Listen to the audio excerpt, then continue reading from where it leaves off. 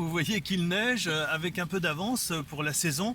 Et donc les services techniques sont mobilisés de façon à ce qu'on puisse, en suivant la météo, démarrer les campagnes de salage. Pour l'instant, nous n'en sommes pas là puisque normalement la météo doit évoluer de manière plutôt positive. Autre point d'actualité, je voudrais vous parler du pôle communal. Donc le pôle communal vient de subir sa première épreuve puisque nous avons passé avec succès la commission de sécurité avec les services de l'État et notamment les pompiers. Donc c'est bon. Là aujourd'hui, nous avons l'autorisation d'ouvrir. Manque maintenant une autre commission en ce moment même et vient de se terminer la commission relative à la PMI.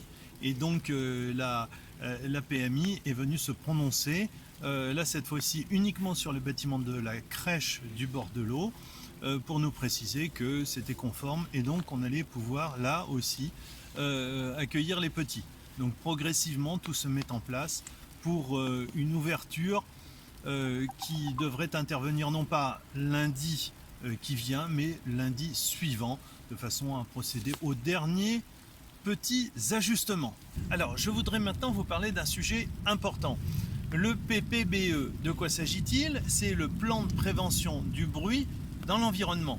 Et ce fameux PPBE, en fait, est élaboré par la métropole qui regroupe les villes de la région parisienne. Donc cette métropole a la compétence du bruit et c'est une grande chance, c'est nouveau, la loi a intégré le fait que la compétence du bruit relevait de cette métropole. Cette métropole a commencé son travail de réalisation d'un diagnostic, c'est-à-dire savoir où se trouvent les endroits où il y a un bruit intense et dans un second temps, quelles mesures faut-il prendre pour diminuer ce bruit?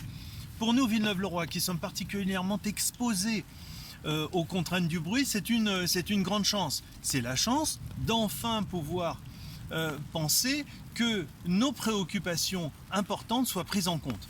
Jusqu'à présent, on ne peut pas dire que ce soit souvent le cas, que l'État ait été particulièrement attentif à nos demandes réitérées, pas plus qu'ADP d'ailleurs. Donc, l'élaboration du PPBE incombe à la métropole, je viens de vous le dire. Mais vient d'être déclenchée une enquête publique. Cette enquête publique prendra fin au tout début décembre. Donc, il convient d'apporter sa contribution.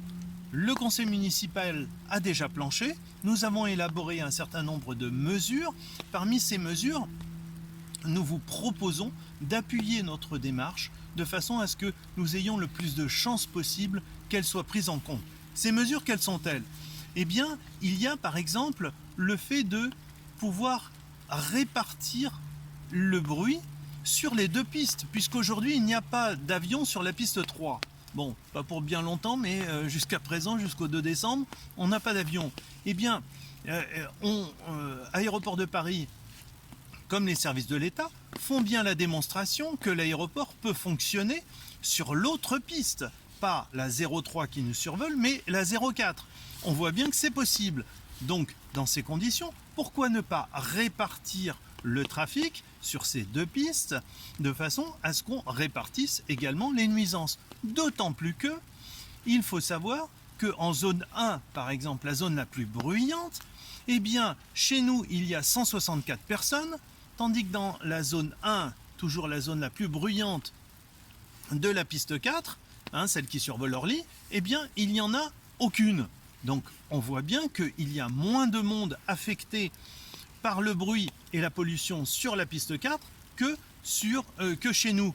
Donc, cette demande mérite d'être prise en considération, bien évidemment, sans qu'il y ait une augmentation du trafic sur la totalité de l'aéroport. Donc, il s'agit juste de diviser le trafic sans que ça nuise à l'économie, cher au lobby aérien, et pour autant diminuer ainsi de manière assez considérable l'impact du bruit que nous identifions sur notre ville. Une deuxième mesure pour laquelle je pense que nous avons besoin de votre soutien dans le cadre de cette enquête publique, c'est le rallongement du couvre-feu. Il faut savoir que l'Organisation mondiale de la santé fait une recommandation en disant que pour les familles, il était nécessaire qu'on puisse disposer d'une plage de silence de 8 heures consécutives pour le sommeil, notamment des plus fragiles qu'ils soient, notamment les enfants. Eh bien, là, aujourd'hui, il faudrait que nous gagnions 1 heure par rapport au dispositif actuel. C'est tout à fait possible, il suffit de décaler seulement 6 avions, les rapprocher sur des plages de bruit et donc ainsi pouvoir augmenter la période non survolée, notamment bien évidemment la nuit. Donc c'est tout à fait possible, il s'agit de faire un petit effort, mais je pense que les Villeneuvois le méritent bien ce petit effort. Troisième élément qui figure dans l'enquête publique et sur lequel le conseil municipal de Villeneuve-le-Roi s'est prononcé favorablement, c'est de réclamer que l'État et Aéroports de Paris respectent enfin le seuil des 200 000 mouvements. Et pourquoi ? Parce que l'aéroport d'Orly est l'aéroport le plus enclavé dans le tissu urbain. Il est donc tout à fait normal qu'il y ait un statut, ce statut de protection des populations. Eh bien, en 1994, il avait été obtenu que nous bénéficions d'un statut qui est le suivant, c'est-à-dire qu'il n'y ait pas plus de 200 000 mouvements aériens qui se posent sur cet aéroport. En réalité, maintenant, on en est à 234 000 et le seuil des 200 000 mouvements qui figure pourtant dans le texte est, ma foi, bien oublié. Le lobby aérien utilise d'ailleurs une confusion entre le nombre de créneaux attribués, c'est-à-dire des opportunités de vol, qui là se portent à 250 000, mais pour une réalité de vol seulement à 200 000. Et c'est bien ces 200 000 qui nous importent, nous, puisque nous n'avons que faire des créneaux qui sont des possibilités de vol. Nous comptons le nombre de vols, parce que c'est le nombre de vols qui fait du bruit, et c'est celui qui pollue notre vie. Un autre point, c'est la limitation des gros porteurs. C'est assez fondamental, puisque font le plus de bruit les gros porteurs. C'est la distinction que nous faisons sur la route entre une voiture et un camion. Eh bien, lorsque l'avion est plus gros, il décolle plus bas, il est davantage motorisé, il pousse davantage et donc il génère une pollution sonore et atmosphérique beaucoup plus importante.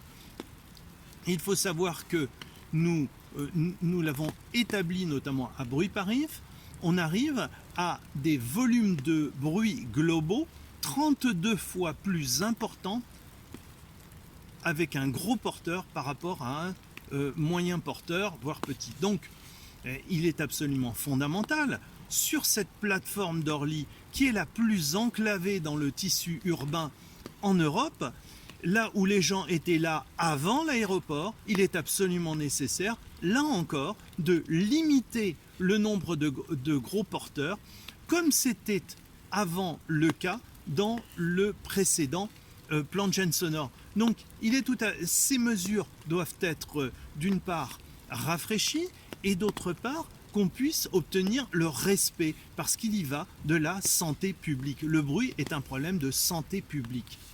Un autre élément que nous portons dans ce fameux PPBE, ce plan de prévention du bruit, qui fait l'objet de cette consultation et qui est une grande chance pour nous si on veut faire avancer nos éléments, c'est une meilleure aide à l'insonorisation. Aujourd'hui, il faut savoir que les crédits affectés à cette aide à l'insonorisation, qui s'appelle la TNSA, eh bien aujourd'hui, les crédits ont fondu. Ils sont passés de 24 millions d'euros en 2011 à, là aujourd'hui, quasi 13 millions. Donc on voit bien que le compte n'y est pas. Donc forcément les délais sont rallongés et finalement décourageants pour les riverains lorsqu'ils produisent une demande d'aide à l'insonorisation qui en définitive est bien légitime puisqu'ils subissent un bruit qui est tout à fait significatif. Il est donc normal que celui qui génère ce bruit paye l'aide à l'insonorisation. Bon, on pourrait imaginer de renforcer encore cette aide à l'insonorisation, puisqu'on connaît bien par où ça pêche. Ça pêche parce que l'aide à l'insonorisation en volume global a diminué. L'aide à l'insonorisation aussi souffre de règles qui la limite. Ainsi, précédemment, et notamment en 2011, on avait fait passer la possibilité d'obtenir un remboursement à un seuil de 100% d'aide à l'insonorisation. Et bien là, on est retombé à 80%. Pour quelle raison ? Le bruit n'a pas changé de niveau, il y en a même davantage. Donc il faudrait vraiment prendre 100% du plafond et non pas redescendre à 80% comme c'est la situation actuelle. Il doit y avoir aussi ce qu'on appelle le déplafonnement, c'est-à-dire permettre qu'il ne reste aucune somme à la charge du contribuable, du redevable, de celui du bénéficiaire. Il faudrait qu'il ne reste aucune somme à la charge du bénéficiaire. Et pourquoi ? Parce que l'habitant de Villeneuve-le-Roi n'a pas à supporter, du fait du bruit, même une quelconque quote-part, comme s'il portait une co-responsabilité à ce bruit. Donc on voit bien que tout ceci doit être rafraîchi, balayé, réactivé, et pas qu'on en reste à de belles paroles. Vous avez là tout un champ d'amélioration qui figure d'ailleurs dans les propositions de Grollet, un texte maintenant ancien. Bref, on ne réclame pas l'impossible, nous demandons qu'on applique la règle évidente de pollueur-payeur. Donc toutes ces mesures doivent permettre de mieux protéger les riverains. On pourrait rajouter aussi qu'on revienne sur l'antériorité, pour la bonne raison que là aujourd'hui, lorsque vous avez été indemnisé à un moment donné, dans les années 70, eh bien on vous dit non, maintenant c'est fini. Mais je crois que depuis les années 70, d'une part, il y a davantage de bruit, et en plus, de surcroît, l'isolation a fait des progrès. Donc on devrait faire passer des acousticiens, ils disent si oui ou non il y a des marges de manœuvre à gagner. Comme il en va de la santé publique, eh bien, le lobby aérien doit financer les dégâts qu'il procure à notre santé publique, puisque on le sait maintenant, l'application des critères de l'Organisation mondiale de la santé nous font perdre des mois de vie en bonne santé. Encore une autre mesure qui pourrait améliorer notre cadre de vie, c'est s'inspirer de l'expérience qui est menée en ce moment même à Toussus-le-Noble. Et de quoi s'agit-il ?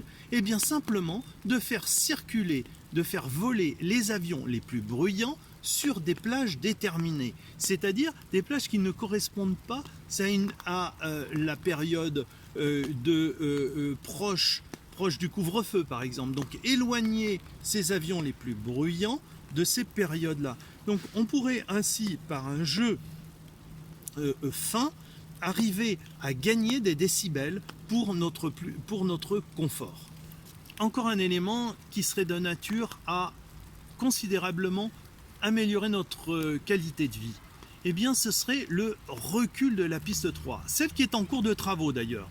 Alors, on avait réclamé qu'elle puisse être rallongée en direction de l'ouest. Et pourquoi ? De façon, d'ailleurs on ne l'a pas obtenu, mais en le demandant à nouveau, il faudrait reprendre une nouvelle phase de travaux. Ceci est fondamental, pourquoi ? Parce qu'on arriverait ainsi à avoir des avions qui nous survolent à une hauteur plus importante, jusqu'à 250 mètres. Et c'est absolument considérable. Ce sont des décibels qui seraient ainsi gagnés en se posant plus loin ou en décollant plus haut. Et de ce fait, plus l'avion est haut, eh bien, plus il est espacé. On sait qu'il y a une déperdition en termes de bruit à partir du moment où on s'éloigne de la source de bruit. Par cette mesure, le bruit, et il a été établi sur des modèles de calcul réalisés par Bruit Parif, cette mesure de rallongement de la piste 3 permettrait ainsi de diviser par 2 le volume global de bruit que nous subissons. Notre idée à inclure dans ce fameux PPBE, ce document si important pour notre qualité de vie, c'est d'accélérer le renouvellement des flottes. Et pourquoi ? Parce qu'on voit bien que les avions les plus anciens, qu'on connaît très bien, sont les avions les plus bruyants.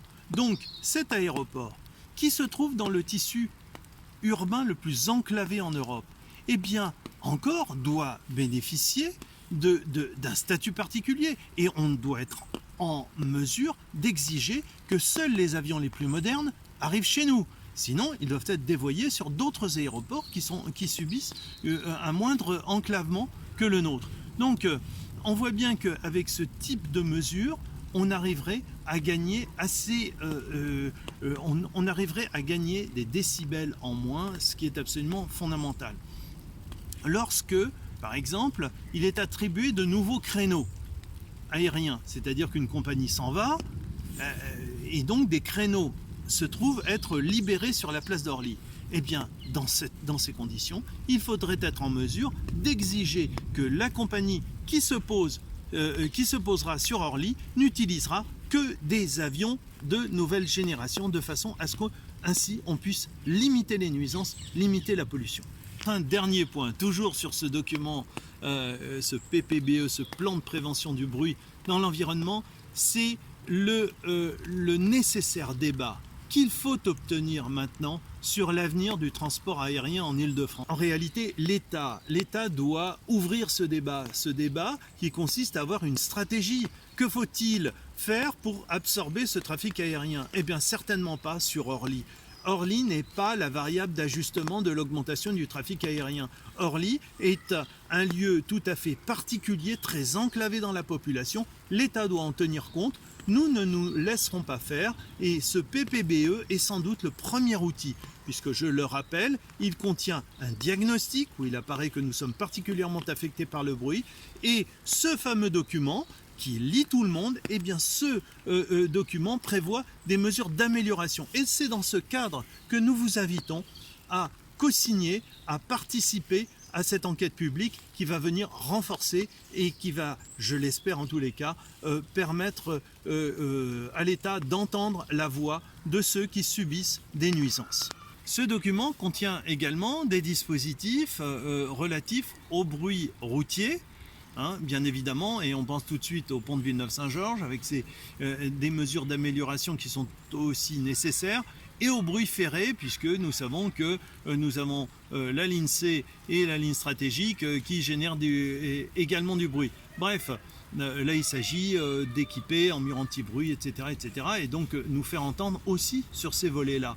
Bref, je vous invite à retrouver le site de la ville sur lequel vous trouverez tout ce train de mesures de façon à ce qu'on puisse ainsi faire progresser notre qualité de vie, la qualité de vie à laquelle nous sommes très attachés.